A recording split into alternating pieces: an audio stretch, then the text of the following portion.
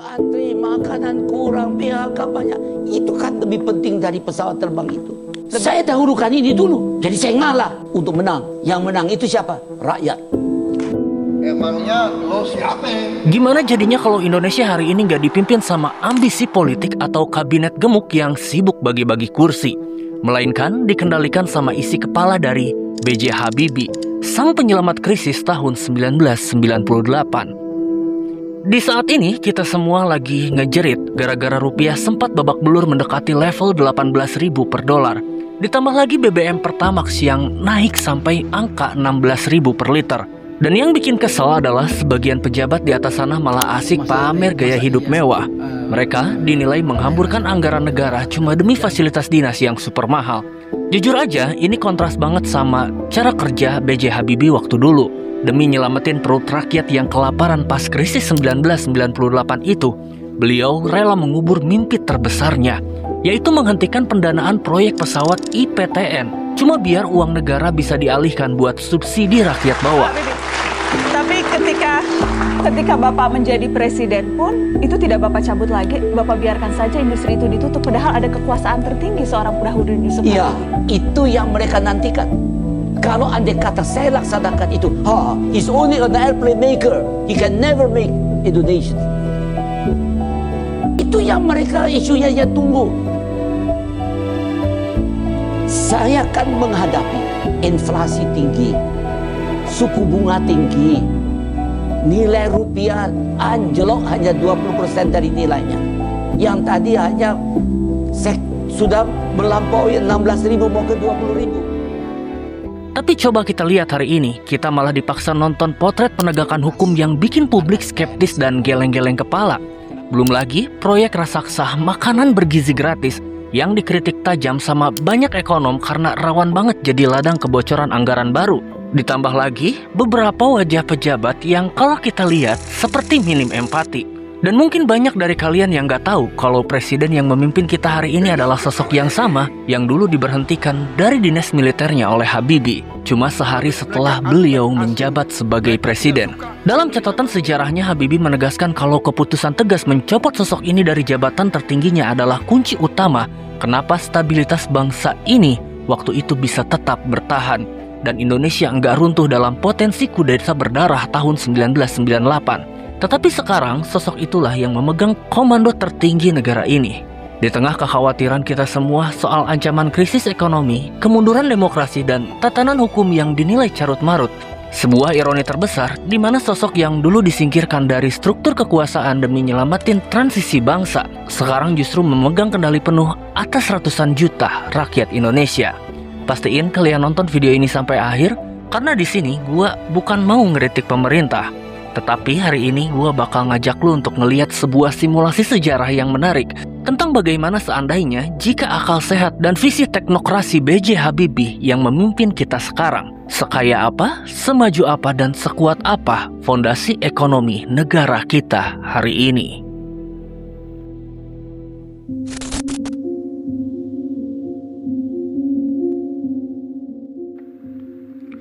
Untuk memahami seberapa jauh kita hari ini, mari kita kilas balik ke hari-hari paling kelam di bulan Mei 1998. Berdasarkan catatan resmi Sekretariat Negara, waktu itu Indonesia lagi berdarah-darah. Mahasiswa mengepung gedung DPR, penjarahan terjadi di mana-mana dan tangisan keluarga korban kerusuhan pecah di berbagai sudut kota. Puncaknya terjadi pada 21 Mei 1998. Pada saat itu Presiden Soeharto menyatakan lengser setelah 32 tahun berkuasa. Di detik kritis itulah B.J. Habibie maju menggantikan posisi Soeharto di tengah situasi negara yang super mencekam. Sebelum memangku jabatan presiden, saya akan melaksanakan kewajiban konstitusional saya, ialah mengucapkan sumpah sesuai dengan agama, berbakti kepada nusa dan bangsa. Tapi kalian tahu nggak, pas naik tahta itu posisi Habibie sebenarnya sangat miris banget. Berdasarkan catatan memoar politik saat itu, hampir seluruh masyarakat meragukan kemampuan beliau. Habibie dicaci maki dan dianggap tidak tahu apa-apa soal politik. bahkan dihina sebagai kaki tangan atau sekedar boneka sisa-sisa Orde Baru yang gak bakal bisa bertahan lama memimpin negara yang lagi ancur-ancuran ini. Ditambah lagi laporan dari Bank Dunia mencatat kondisi ekonomi Indonesia waktu itu udah kayak mayat hidup. Inflasi melonjak sampai angka yang sangat mengerikan, yaitu 77,6%. Harga kebutuhan pokok melonjak gak masuk akal dan jutaan orang terancam kelaparan. Sampai-sampai pengamat asing meramalkan kalau Indonesia bakal bangkrut total dan bubar. Namun di tengah semua hinaan dan juga keraguan itu, Habibie memilih untuk nggak membalas dengan amarah. Sebagai seorang ilmuwan sejati, beliau menghadapi badai itu dengan kepala dingin, dengan logika sains, dan juga dengan hati yang tulus. Tercatat dalam beberapa cetak biru reformasi Bappenas, Habibie mengambil keputusan yang paling menyakitkan dalam hidupnya. Beliau rela mengubur ego terbesarnya demi menyelamatkan perut rakyat yang kelaparan. Beliau menghentikan pendanaan proyek pesawat terbang IPTN, proyek yang merupakan impian, cinta, dan juga mahakarya seumur hidupnya, cuma demi mengalihkan seluruh uang negara untuk mensubsidi makanan rakyat miskin. Saat itu, dengan mata berkaca-kaca, Habibie mengucapkan kalimat yang sangat membekas banget di dalam sejarah. Rakyat gak bisa makan pesawat. Yang dibutuhkan rakyat hari ini adalah nasi, keselamatan, dan juga masa depan. Lalu, bagaimana seorang ilmuwan yang awalnya diragukan bisa menjinakkan dolar yang lagi menggila saat itu? Habibie nggak pakai jampi-jampi atau gimmick politik. Beliau menerapkan 3 jurus teknokratis yang tercatat resmi dalam laporan evaluasi Bank Indonesia. Yang pertama, lewat Undang-Undang Nomor 23 Tahun 1999, Habibie memotong tangan pemerintah dari urusan cetak uang dan juga kebijakan moneter. Beliau memberikan independensi penuh kepada Bank Indonesia. Artinya, presiden atau pejabat manapun gak bisa lagi mengintervensi Bank Indonesia demi syahwat politik mereka. Bank Indonesia harus fokus total menstabilkan mata uang secara profesional. Yang kedua, Habibie melakukan rekonstruksi dan juga melikuidasi perbankan yang sekarat melalui BPPN. Bank-bank yang korup dan juga yang sakit ditertibkan tanpa pandang bulu, sampai akhirnya kepercayaan pasar internasional dan juga investor asing yang sempat kabur mulai pulih kembali. Yang ketiga, Habibie menerapkan kebijakan uang ketat, yaitu tight money policy, buat meredam inflasi yang sedang menggila sekaligus menjamin ketersediaan barang kebutuhan pokok di pasar. Begitu pasar melihat pasokan makanan aman dan hukum mulai ditegakkan secara transparan lewat kebebasan pers, kepanikan publik mulai mereda. Dan aksi memborong dolar secara ugal-ugalan pun akhirnya berhenti. Pengorbanan tulus dan kerja berbasis data dari seorang pemimpin yang awalnya dihina ini akhirnya membuahkan sebuah keajaiban. Dalam catatan resmi Bank Indonesia, mencatat salah satu sejarah pemulihan ekonomi tercepat dalam sejarah dunia. Rupiah yang pas zaman Soeharto lengser hancur lebur di angka 17.000 per dolar, berhasil menguat tajam hingga menyentuh angka 6.500 per dolar Amerika Serikat cuma dalam waktu 17 bulan saja. Di sini, Habibie membuktikan ke semua orang yang dulu meragukannya kalau mengurus negara dan menstabilkan ekonomi itu harus pakai ilmu pengetahuan, kedisiplinan anggaran, dan juga pengorbanan, bukan pakai syahwat politik ataupun kekuasaan.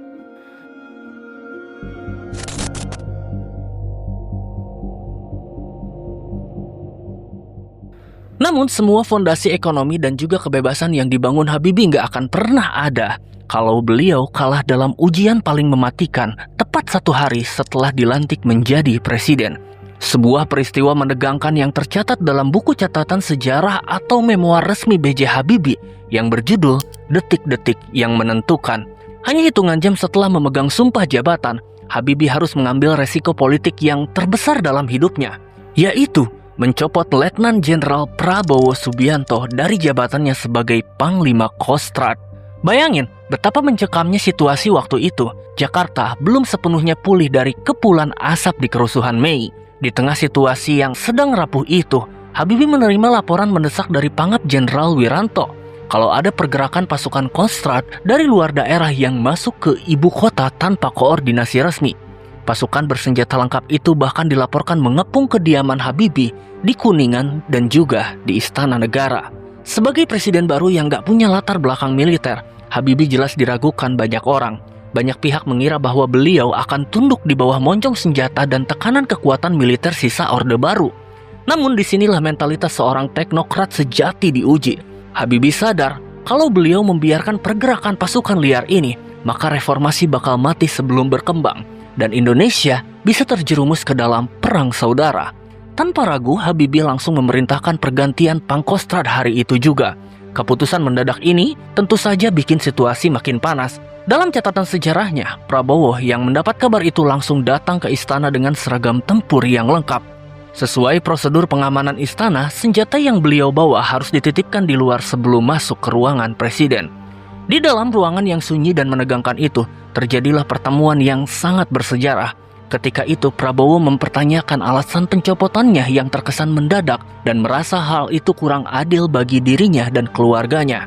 Habibie dengan penuh ketegasan memberikan jawaban yang luar biasa. Saya lakukan ini karena saya menerima laporan adanya pergerakan pasukan Anda tanpa sepengetahuan Pangap.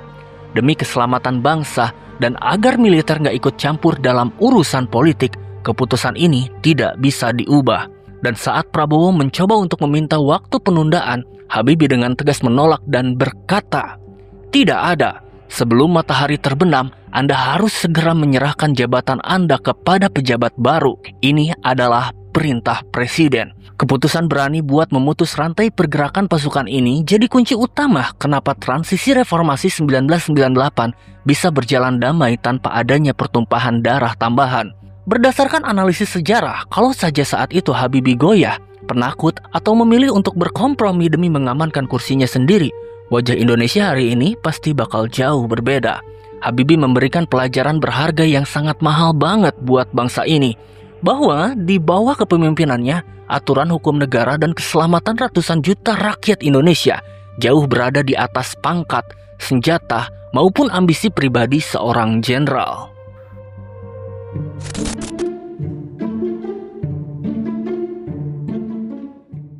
28 tahun berlalu sejak malam menegangkan di istana negara itu. Roda sejarah berputar dengan sangat aneh.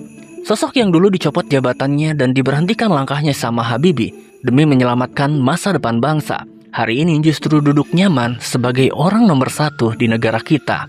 Dan hasilnya, kita seolah dipaksa untuk masuk mesin waktu untuk ngadepin mimpi buruk ekonomi yang dulu sebenarnya sudah berhasil diredam total sama isi kepala Habibie.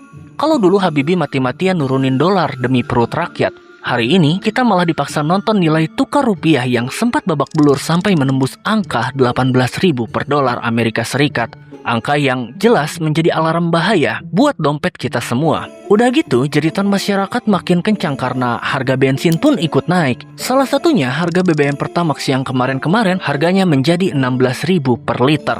Lu bayangin aja, pas harga bensin naik dan nilai rupiah melemah, harga-harga barang pokok di pasar otomatis bakal ikut terbang tinggi. Ibu-ibu rumah tangga tentu saja makin pusing nyari cara buat ngatur uang belanjaan. Pedagang kecil ngeluh karena modal jualan makin membengkak. Dan anak-anak muda kelas menengah sekarang makin kejepit. Lapangan kerjaan makin sulit untuk didapat. Dan pemasukan banyak orang tetap segitu-gitu aja. Tetapi, apa yang dilakukan sama pemerintah sekarang? Di saat rakyat lagi ngos-ngosan berjuang untuk bertahan hidup, orang-orang di atas sana justru kelihatannya kayak kurang peka. Bukannya berhemat dan motong anggaran negara kayak yang dilakuin oleh Habibie dulu. Mereka malah sibuk ngeluarin kebijakan-kebijakan yang gak jelas, yang makin mencekik orang kecil. Ada beberapa contoh. Yang pertama, kebijakan kenaikan PPN menjadi 12%. Ini benar-benar bikin semua orang menjerit. Pemerintah malah mutusin buat naikin pajak belanjaan kita.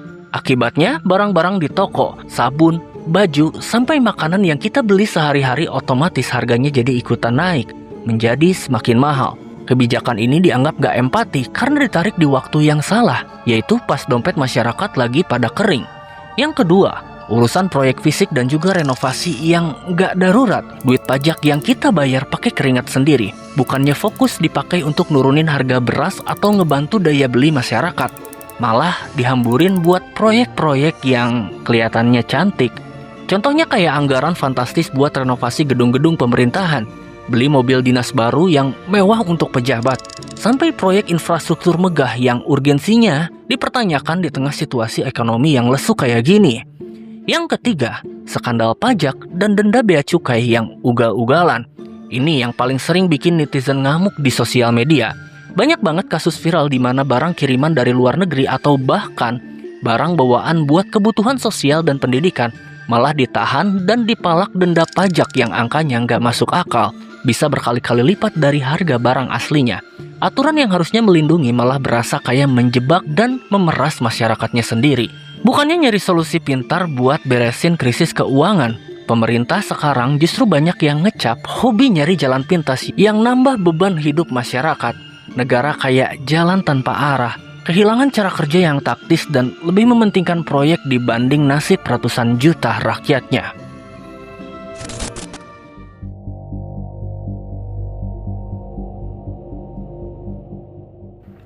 Sekarang mari kita lihat kebijakan yang paling banyak diomongin dan paling banyak menyedot duit negara saat ini, yaitu sebuah program raksasa bernama Makanan Bergizi Gratis. Di atas kertas program ini kedengarannya sangat mulia, ngasih makanan anak-anak sekolah biar gizinya terpenuhi.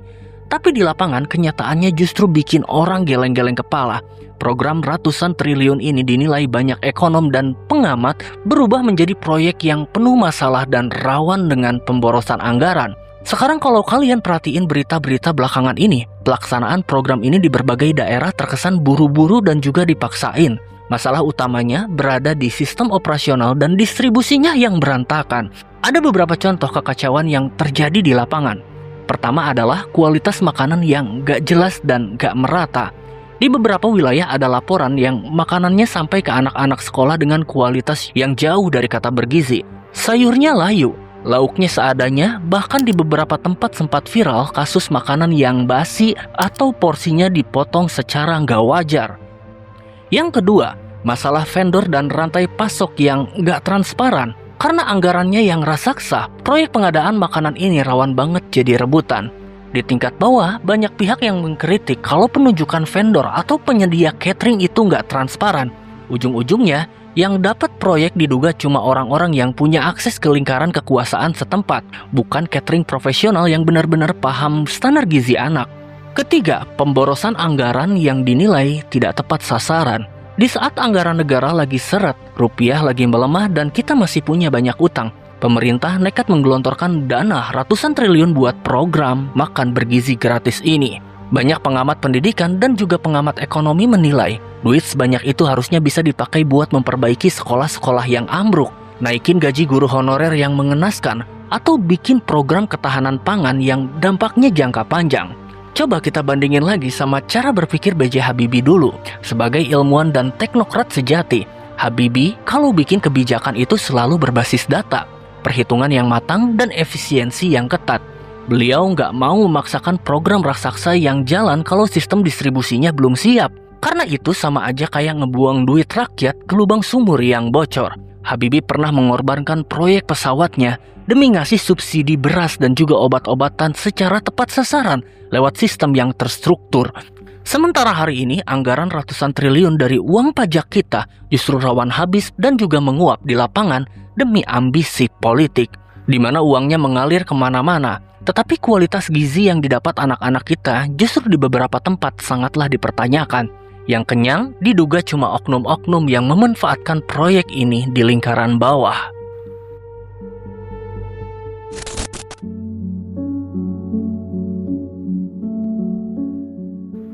Sekarang mari kita mainkan sebuah simulasi sejarah yang menarik. Coba kalian bayangin gimana jadinya kalau Indonesia hari ini dipimpin sama seorang teknokrat sejati sekelas B.J. Habibie. Orang yang selalu naruh logika, data, dan juga penghematan anggaran di atas kepentingan politik pribadinya. Kalau Habibie yang memimpin kita sekarang, gue yakin kita nggak bakal nemu yang namanya proyek makanan bergizi gratis yang dipaksain jalan sampai ratusan triliun kalau sistem di lapangannya belum siap, yang malah rawan untuk bocor ataupun rawan untuk dikorupsi. Duit sebanyak itu pasti bakal dialihkan sama Habibie buat hal-hal yang jauh lebih taktis dan punya efek jangka panjang. Mungkin yang pertama adalah alih-alih membeli makanan yang jadi rawan basi di jalan, Habibie bakal memilih untuk menggunakan duit itu untuk mendanai riset teknologi pertanian di dalam negeri, biar kita bisa swasembada pangan dan harga beras bisa lebih murah secara permanen. Yang kedua, sebagai bapak teknologi, beliau juga mungkin bakal menyuntikkan dana besar-besaran buat beasiswa anak muda di bidang kecerdasan buatan atau AI. membangun sistem semikonduktor, dan juga memperkuat industri digital biar Indonesia nggak cuma jadi penonton, tetapi bisa juga jadi pemain utama.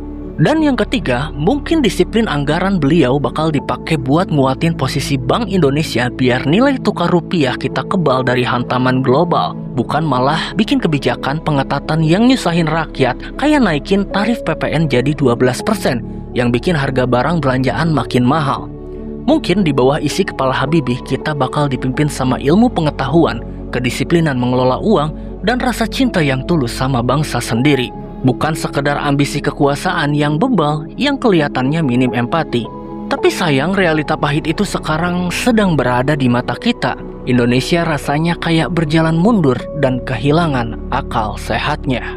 Jadi menurut kalian gimana? Dengan kondisi negara kayak gini, apakah Indonesia masih punya harapan untuk bangkit di bawah kepemimpinan sekarang? Atau kita emang lagi berjalan mundur ke masa kegelapan yang jauh lebih dalam?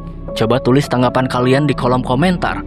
Gua Panji Nur Fauzan, terima kasih telah menonton video ini sampai akhir. Gua sangat mengapresiasi hal itu dan sampai jumpa di episode berikutnya.